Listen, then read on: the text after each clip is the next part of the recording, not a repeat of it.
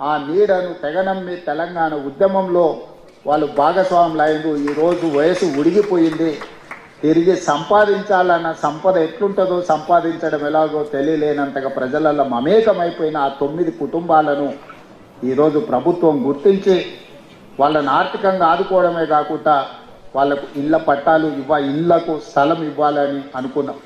ఈనాడు ఆ 9 మందికి 300 గజాలు ఒక్కొక్కరికి ఇవ్వడమే కాదు, వాళ్ళ కుటుంబ సభ్యులు ఆత్మగౌరవంతో బ్రతికే విధంగా భారత్ ఫ్యూచర్ సిటీలో అద్భుతమైన ఇండ్లను కట్టించి వాళ్ళకు ఒక రక్షణ, వాళ్ళకు ఒక నమ్మకం కలిగించడానికి మా ప్రభుత్వం చేస్తుంది. ఆ బాధ్యతను మా పెద్దలు దామోదర్ రాజనరసింహ గారు తీసుకోవాల్సిందిగా నేను వారికి సూచన చేస్తున్నా.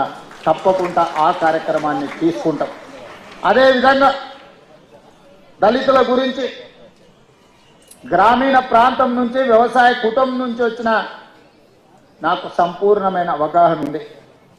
మా భూములు దుక్కి దున్నినా, మా పొలాలలో పంట పండినా, మేము మోతుబరి రైతులుగా సమాజంలో గుర్తింపు పొందిన మా గ్రామంలో ఉన్న దళితులు 100% మాకు అండగా నిలబడ్డారు. కాబట్టే మేము మా గ్రామాలలో రాణించినాం.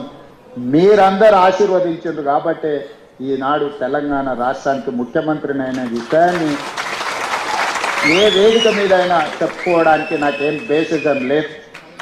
అందుకే అది వర్గీకరణ కావచ్చు, ఇతర విషయాలు కావచ్చు, ఎన్నో రకాల ఒడిదుడుకులు వచ్చినాయి. మా నరసింహులన్న చంద్రబాబు నాయుడు గారితో ఉన్నప్పుడు మొట్టమొదట వర్గీకరణ అమలు చేపించింది. దేశానికి ఒక మార్గాన్ని ఆ రోజు ఏర్పాటు చేసింది. తర్వాత ఎన్నో అంశాల ప్రాతిపదికన అది మరుగున పడిపోయింది.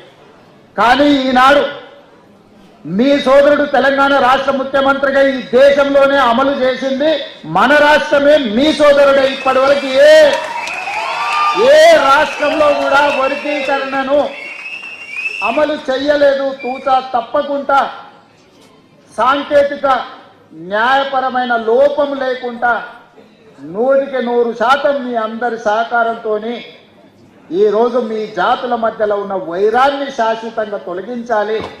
తాత్కాలికంగా ఎవరికైనా బాధనో దుఃఖమో ఉన్నా శాశ్వతంగా ఇది మిమ్మల్ని అందరినీ ఏకం చేస్తుందన్న ఆలోచనతోని ఏకం చేయాలన్న ఉద్దేశంతో 100% వర్గీకరణ అమలు చేస్తే మొన్న ఎప్పుడూ చదువుకొని డాక్టర్ అనే చదువులోనే జాయిన్ కాని సామాజిక వర్గానికి సంబంధించి చాలా మంది డాక్టర్లుగా మొదటిసారి వచ్చిందని దామోదర్ రాజనరసింహ గారు చెప్పినప్పుడు నాకు సంతోషం కలిగింది. ఈ వర్గీకరణ చిన్న చిన్న ఉద్యోగాలు మీకు తెచ్చిపెట్టడం కాదు. మీరు డాక్టర్లుగా, లాయర్లుగా, ఇంజనీర్లుగా, గొప్ప సైంటిస్టులుగా, ఐఏఎస్లుగా, ఐపీఎస్లుగా రాణించి ఈ రాజ్యంలో, ఈ పరిపాలనలో మీరు భాగస్వాములు కావాలి. తెలంగాణ పునర్నిర్మాణంలో మీరు నిలబడాలి అని నేను 100% విశ్వసించి ముందుకు తీసుకెళ్ళిన. ఇదే కాదు మిత్రులారా, నా మంత్రివర్గంలో 4 దళితులు మంత్రులు ఉన్నారు. స్పీకర్ దళితుడు ఉన్నారు.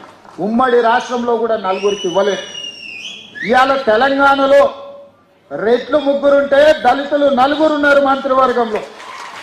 స్పీకర్ ఉన్నారు.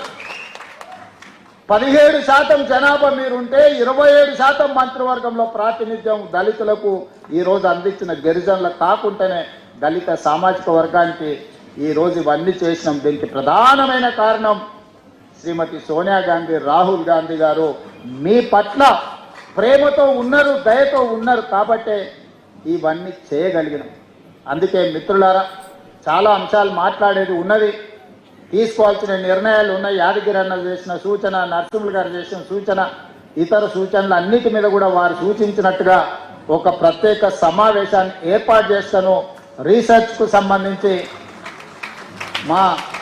మా ఊరోడు మా కాసిం కూడా సూచన చేసిండు. తప్పకుండా ఆ సూచనల నేపథ్యంలో ఒక ప్రత్యేక సమావేశాన్ని ఏర్పాటు చేసి మీరిచ్చిన సూచనల మీద ప్రభుత్వం ఏ రకమైన నిర్ణయం తీసుకోవాలనో తప్పకుండా తీసుకుంటుంది. చివరగా ఒకే ఒక్క మాట, ఎన్ని వజ్రాలున్నా కోహినూరు వజ్రానికి పోటీ లేదు.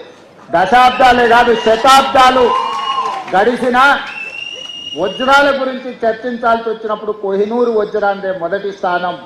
కవులు కళాకారులు ఎంతమంది ఉన్నా ఎవరి గురించి చర్చించినా రేపటి తెలంగాణ చరిత్రలో కవులు కళాకారుల గురించి మాట్లాడినప్పుడు